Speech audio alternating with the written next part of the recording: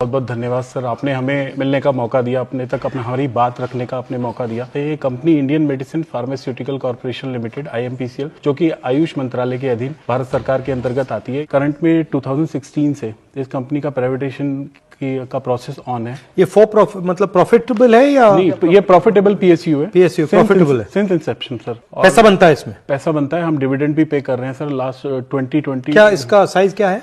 ये अभी सर जो हमारा टर्नओवर है अराउंड 250 हमारा टर्नओवर है 250 CR का, और कंपनी लगातार प्रॉफिट में है सर। हमारे कितने लोग काम करते हैं इसमें? हमारी कंपनी में लगभग 100 से ज्यादा डायरेक्ट एम्प्लॉइज हैं, हमारे एम्प्लॉय काम करते हैं, 350 लेबर है और लगभग 5000 लोग किसान हमसे जुड़े हुए हैं। हमारे ऊपर जिनकी रोजी रोटी चलती है वो हमें गौमूत्र, कंडा, बहुत तरीके की जड़ी बूटियां जो वो कलेक्शन करते हैं फॉरेस्ट से वो देते हैं, और उसके बाद हम उन्हें आगे प्रोसेस करके मेडिसिन बनाते हैं। अभी मिनिस्ट्री ऑफ आयुष की एक लौती कंपनी है जो प्रॉफिटेबल है, PSU है, और आज ये कंपनी का डिसइन्वेस्टमेंट हो रहा है, सेकंड स्टेज बिडिंग में आ गई है। सर हमारे पास क्या है, हमारे पास एक 1 पीस ऑफ लैंड है, प्लेन लैंड है 50 एकर्स अराउंड, वो गवर्नमेंट का लैंड है, अभी वहाँ इंडस्ट्रियल एरिया के अंतर्गत आता है। उसको ऐसी पॉलिसीज बना दी गई हैं कि वो अभी तो फार्मा कंपनी के चल रही है वहाँ पे, और ये फार्मा कंपनी को वो डाइवर्ट करके किसी को भी लीज कर सकते हैं, वहाँ कोई रिजॉर्ट चला या कुछ चला है सर।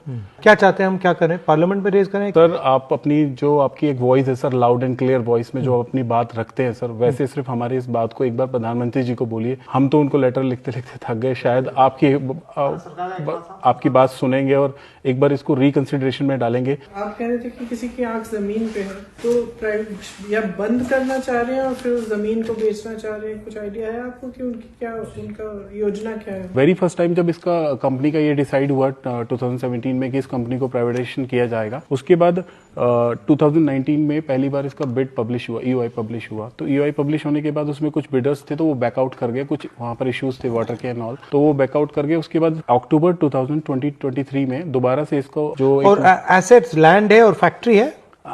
लैंड है पर वो लीज पे है सर, लैंड इंडस्ट्रियल एरिया का लैंड है, वो हमारे पास लीज पर है। बाकी ऐसे 100 ईयर लीज।